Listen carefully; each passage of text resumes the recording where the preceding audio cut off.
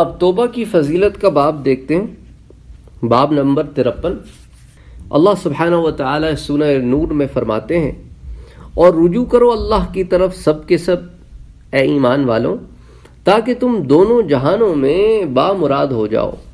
اور فرمایا اللہ عز و جل نے سورۃ الفرقان میں، اور جو نہیں پوچھتے اللہ کے ساتھ کسی اور خدا کو، اور نہیں قتل کرتے اس نفس کو جس کو قتل کرنا اللہ نے حرام قرار دیا ہے مگر حق کے ساتھ، اور نہ بدکاری کرتے ہیں، اور جو یہ کام کرے گا تو وہ پائے گا اس کی سزا، دوگنا کر دیا جائے گا اس کے لیے عذاب روز قیامت، اور ہمیشہ رہے گا اس میں ذلیل و خوار ہو کر۔ مگر وہ جس نے توبہ کی اور ایمان لے آیا اور نیک عمل کیے تو یہ وہ لوگ ہیں، بدل دے گا اللہ ان کی برائیوں کو نیکیوں سے، اور اللہ بڑا غفور الرحیم ہے۔ اور جس نے توبہ کی اور نیک کام کیے تو اس نے رجوع کیا اللہ کی طرف جیسے رجوع کا حق ہے۔ اسی طرح توبہ کی فضیلت کئی احادیث میں آئی ہے۔ امام مسلم سے مروی ہے کہ اللہ سبحانہ و تعالی رات کو دست رحمت پھیلاتے ہیں تاکہ دن میں گناہ کرنے والوں کی توبہ قبول کریں، اور دن کو دست رحمت پھیلاتے ہیں تاکہ رات میں گناہ کرنے والوں کی توبہ قبول کریں۔ مغرب سے سورج طلوع ہونے تک اللہ سبحانہ و تعالی اسی طرح کرتے رہیں گے۔ ترمذی سے مروی ہے اور اسے حدیث صحیح کہا گیا ہے کہ مغرب کی طرف ایک دروازہ ہے جس کا عرض 40 یا 70 سال کی مسافت کے برابر ہے۔ اسے اللہ نے زمین و آسمان کی تخلیق کے دن سے توبہ کے لیے کھول رکھا ہے، اور مغرب سے طلوع آفتاب تک اسے بند نہیں فرمائے گا۔ ترمذی کی ایک اور حدیث ہے اور درجہ صحیح پر ہے کہ اللہ نے مغرب میں توبہ کے لیے ایک دروازہ رکھا ہے، یعنی کہ جانب مغرب۔ اس دروازے کا عرض 70 سال کی مسافت کے برابر ہے۔ The width of this door is 70 years of walking۔ آپ 170 سال تک چلتے رہے، مسافت کرتے رہیں تو اس کا عرض پورا ہوگا۔ اچھا، عربی زبان میں کبھی کبھی 70 جو ہے وہ اس لیے بھی استعمال کیا جاتا تھا کہ اس سے مراد ہوتی تھی کہ you can't imagine it's so big، اتنا بڑا نمبر ہے کہ آپ اس کو امیجن نہیں کر سکتے۔ تو مغرب سے طلوع آفتاب تک بند نہیں ہوگا، قیامت تک یہ دروازہ اسی طرح کھلا رہے گا، اور جب سورج مغرب سے طلوع ہوگا تو پھر یہی وہ توبہ کا دروازہ ہے جو بند ہو جائے گا۔ اچھا، اسی طرح سورۃ الانعام میں اللہ سبحانہ و تعالی فرماتے ہیں، جس روز آئے گی کوئی نشانی آپ کے رب کی تو نہ نفع دے گا کسی کو اس کا ایمان لانا۔ امام طبرانی نے جید سند سے روایت کیا ہے کہ جنت کے 8 دروازے ہیں، 7 بند ہیں، اور ایک دروازہ توبہ کے لیے مغرب سے طلوع آفتاب تک کھلا رہے گا، یعنی جب تک مغرب کی جانب سے سورج نہیں طلوع ہوتا تب تک یہ دروازہ کھلا رہے گا۔ ابن ماجہ نے جید سند سے روایت کیا ہے، اگر تم اتنے گناہ کرو کہ تمہارے گناہ کے انبار آسمانوں تک پہنچ جائیں، پھر تم سچے دل سے توبہ کر لو تو اللہ پھر بھی تمہاری توبہ قبول فرمائیں گے۔ امام حاکم کی صحیح روایت ہے کہ انسان کی سعادت مندی کی یہ بھی علامت ہے کہ اللہ اسے ایک طویل عمر عطا کرے اور توبہ کی توفیق بھی بخشے۔ امام ترمذی، امام ابن ماجہ اور امام حاکم سے صحیح حدیث مروی ہے، ہر انسان خطا کار ہے اور بہترین خطا کار خطا کے بعد توبہ کرنے والے ہیں۔ بخاری و مسلم سے مروی ہے کہ ایک بندہ گناہ کر کے اللہ کی بارگاہ میں عرض کرتا ہے کہ اے پروردگار، میں نے بہت بڑا گناہ کیا ہے، مجھے بخش دے۔ تو اللہ اسے فرماتے ہیں کہ میرے بندے نے جان لیا ہے کہ اس کا ایک رب ہے جو گناہ معاف کرتا ہے اور مواخذہ بھی کرتا ہے، چنانچہ اس کا گناہ معاف فرما دیتا ہے۔ پھر وہ بندہ جتنی مدت اللہ نے چاہا گناہوں سے رک گیا، اس کے بعد وہ ایک دوسرا گناہ کر لیتا ہے، اور فرمایا کہ اس نے ایک اور گناہ کر لیا ہے، اور عرض کرتا ہے کہ اے پروردگار، میں نے ایک دوسرا گناہ کر لیا ہے، مجھے بخش دے۔ تو اللہ فرماتا ہے کہ میرے بندے کو پتہ چل گیا ہے کہ اس کا ایک رب ہے جو گناہ معاف فرماتا ہے اور مواخذہ بھی کرتا ہے۔ پھر وہ بندہ جتنی مدت اللہ نے چاہا گناہ سے رکا رہتا ہے، پھر مزید ایک اور گناہ کرتا ہے، اور فرمایا کہ اس نے ایک اور گناہ کر لیا ہے، اور عرض کرتا ہے کہ اے پروردگار میں نے ایک اور گناہ کر لیا ہے، مجھے معاف فرما۔ اللہ فرماتا ہے کہ میرے بندے کو پتہ چل گیا ہے کہ اس کا ایک رب ہے جو گناہ معاف فرماتا ہے اور مواخذہ بھی فرماتا ہے۔ اللہ تعالیٰ فرماتا ہے میں نے اپنے بندے کو بخش دیا ہے، جو چاہے کرتا رہے۔ امام منذری رحمۃ اللہ علیہ فرماتے ہیں جو چاہے کرتا رہے، کہ اللہ جانتا ہے کہ جب بھی میرا یہ بندہ گناہ کرے گا تو فوراً توبہ کرے گا، اور جب توبہ اور استغفار کرے گا اور پھر وہ گناہ نہیں کرے گا، اس کی یہ دلیل ہے کہ جو چاہے کرتا رہے، یعنی کہ جب گناہ کرے گا تو اللہ تعالیٰ اسے توبہ کی توفیق دے دیں گے، استغفار کی توفیق دے دیں گے۔ ثم اصاب ذنبا آخر، کہ پھر اس نے ایک دوسرا گناہ کر لیا۔ اب اس کی تفصیل، لہٰذا جب کسی کی توبہ کرنے کا یہ طریقہ ہو تو جو چاہے کرتا رہے، یعنی کہ جب کبھی بھی اس سے گناہ ہوگا تو وہ اپنے رب کی طرف رجوع کرے گا، وہ استغفار پڑھے گا اور وہ تائب ہوگا، اور پھر وہ اس گناہ کی طرف نہیں پلٹے گا اور اللہ اسے روکا رکھیں گے، تو اللہ سبحانہ و تعالیٰ وہ جب کبھی گناہ کرے گا تو توبہ کی توفیق دے دیں گے۔ محدثین کی ایک جماعت سے صحیح روایت مروی ہے کہ جب مومن ایک گناہ کرتا ہے تو اس کے دل پر ایک سیاہ نقطہ پڑ جاتا ہے، اگر توبہ کر کے گناہ ترک کر دیتا ہے اور معافی مانگ لیتا ہے تو وہ نقطہ دل سے صاف ہو جاتا ہے، اور اگر وہ گناہ میں بڑھتا رہے تو سیاہی بھی بڑھتی جاتی ہے، حتیٰ کہ دل نقطوں میں چھپ جاتا ہے۔ جب یعنی وہ زنگ ہے جسے اللہ نے دلوں پر چڑھا دیا ہے، جو گناہگار ہیں ان پر یہ زنگ بڑھتا رہتا ہے۔ سورہ مطففین میں اللہ سبحانہ و تعالی فرماتے ہیں کلا بل رأنا علی قلوبہم ما كانوا یکسبون، نہیں در حقیقت زنگ چڑھ گیا ہے ان کے دلوں پر ان کرتوتوں کے باعث جو وہ کیا کرتے تھے۔ امام ترمذی سے مروی ہے اور اسے حدیث حسن کے درجے میں ہے کہ جب تک بندے کی روح حلق تک نہ پہنچ جائے اللہ اس کی توبہ قبول فرماتا رہتا ہے۔ امام طبرانی نے حسن سند کے ساتھ روایت کیا ہے، حضرت معاذ رضی اللہ تعالی عنہ فرماتے ہیں کہ حضور سرور کائنات صلی اللہ علیہ وآلہ وسلم میرا ہاتھ پکڑ کر 1 میل تک چلتے گئے، پھر فرمایا کہ اے معاذ، میں تمہیں اللہ سے ڈرنے، سچ بولنے، وعدہ پورا کرنے، امانت ادا کرنے، خیانت ترک کرنے، یتیم پر رحم کرنے، پڑوسی کی حفاظت کرنے، غصہ پینے، نرم بات کرنے، بہت زیادہ سلام کرنے، امام کے ساتھ وابستہ رہنے، قرآن مجید سمجھنے، آخرت کے ساتھ محبت کرنے، حساب سے ڈرنے، امید کم رکھنے اور بہترین عمل کرنے کی وصیت کرتا ہوں، اور تمہیں مسلمان کو گالی دینے، جھوٹے کی تصدیق کرنے، سچے کی تکذیب کرنے، عادل حکمران کی نافرمانی کرنے اور زمین میں فساد کرنے سے روکتا ہوں۔ اے معاذ، ہر شجر و حجر کے پاس اللہ کو یاد رکھ، ہر گناہ سے توبہ کرو، پوشیدہ گناہ سے چھپ کر توبہ کرو اور ظاہری گناہ سے سرعام توبہ کرو۔ امام اصفہانی کی روایت ہے کہ جب بندہ اپنے گناہوں سے توبہ کر لیتا ہے تو اللہ اس کے محافظ فرشتوں، اس کے اعضاء اور زمین کے ٹکڑوں کو جس پر گناہ کیا تھا سب کو بھلا دیتا ہے، حتیٰ کہ جب قیامت کے دن اللہ کے سامنے پیش ہوگا تو اس گناہ کا کوئی گواہ نہیں ہوگا۔ امام اصفہانی سے ہی مروی ہے کہ گناہوں پر نادم ہونے والا رحمت خداوندی کا منتظر ہوتا ہے اور متکبر اللہ کی ناراضگی کا منتظر ہوتا ہے۔ اے اللہ کے بندوں، جان لو ہر بندہ اپنے اعمال کا سامنا کرے گا اور اپنے اچھے اور برے اعمال دیکھے بغیر دنیا سے کوچ نہیں کرے گا۔ رات اور دن تمہاری سواریاں ہیں، ان پر سوار ہو کر آخرت کی طرف اچھا سفر کرو۔ توبہ میں تاخیر کرنے سے بچو، کیونکہ موت تو اچانک آتی ہے۔ کوئی آدمی اللہ کے حلم کی وجہ سے غافل نہ ہو جائے، کیونکہ آگ جہنم تمہارے جوتے کے تسمے سے بھی زیادہ قریب ہے۔ پھر حضور اکرم صلی اللہ علیہ وآلہ وسلم نے یہ آیت تلاوت فرمائی کہ سورہ زلزال کی آیت ہے کہ فَمَن يَعْمَلْ مِثْقَالَ ذَرَّةٍ خَيْرًا يَرَهُ وَمَن يَعْمَلْ مِثْقَالَ ذَرَّةٍ شَرًّا يَرَهُ، پس جس نے ذرہ برابر نیکی کی ہوگی وہ اسے دیکھ لے گا، اور جس نے ذرہ برابر برائی کی ہوگی وہ بھی اسے دیکھ لے گا۔ امام طبرانی نے روایت کیا ہے کہ گناہ سے توبہ کرنے والا اس شخص کی طرح ہے جس کا کوئی گناہ نہ ہو۔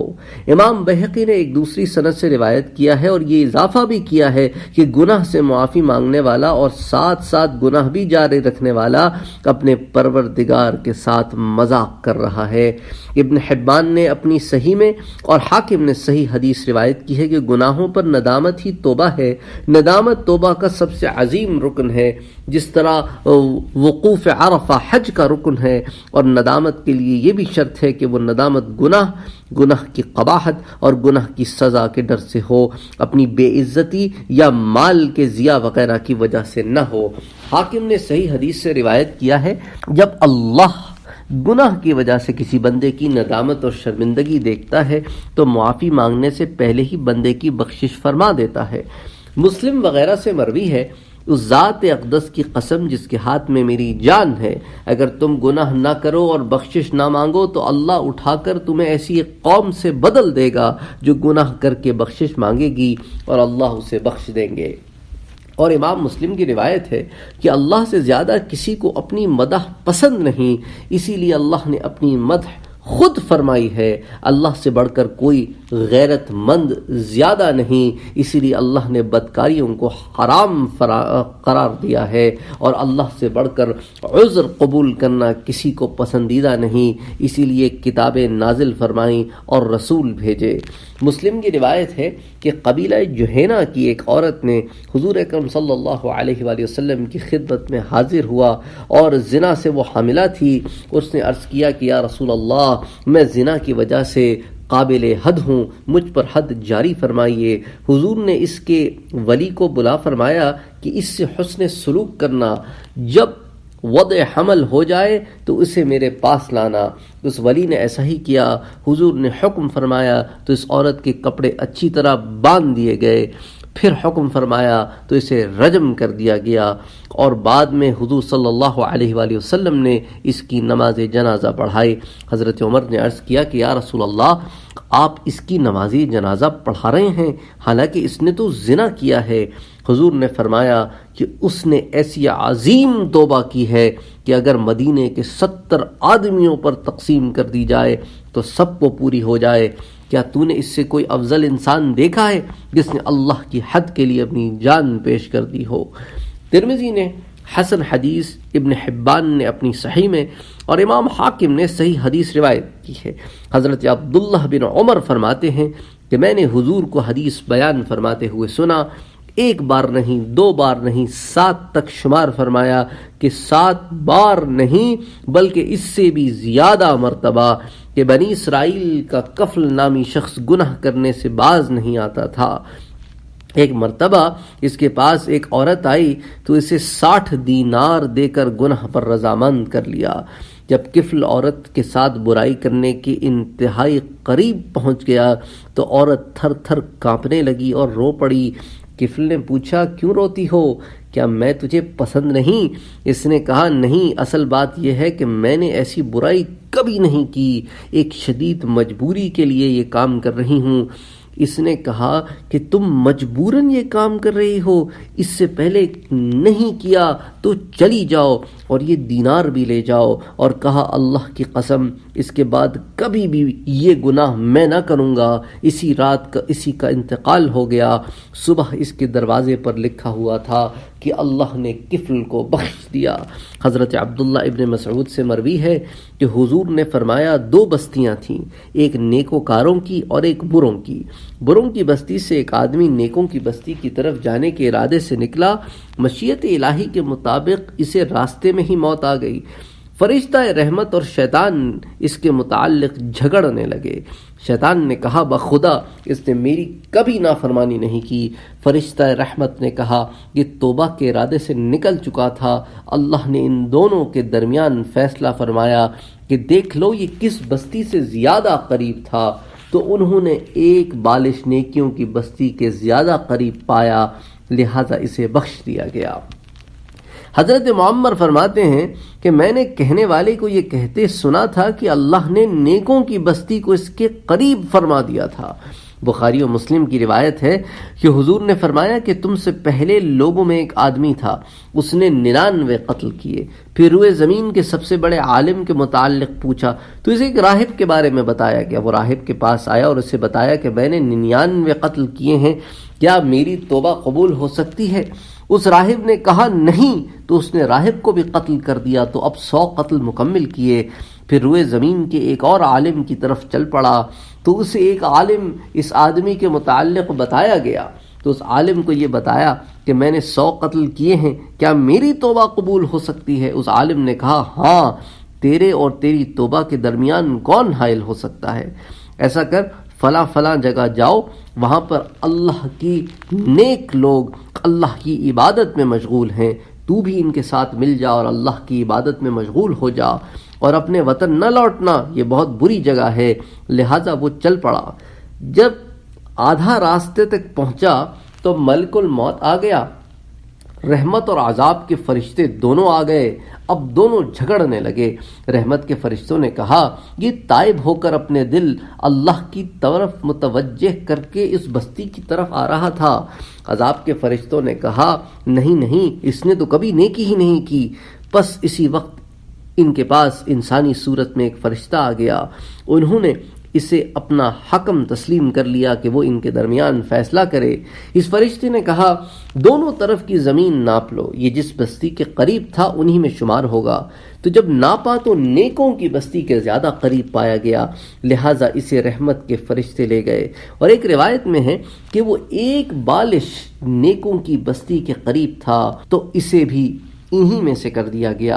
اور ایک روایت میں ہے کہ اللہ نے بروں کی طرف والی زمین کو وحی فرمائی کہ تو دور ہو جا، اور نیکوں کی طرف کی بستی کو حکم دیا کہ تو قریب ہو جا، اور فرمایا کہ دونوں فاصلوں کو ناپ لو تو نیکوں کے قریب پایا گیا، تو اللہ نے اس کو بخش دیا۔ اور ایک روایت میں ہے حضرت قتادہ فرماتے ہیں کہ حضرت حسن بن علی رضی اللہ تعالی عنہ نے فرمایا کہ جب اس کے پاس ملک الموت آیا تو اس نے اپنا سینہ نیکوں کی طرف کر دیا۔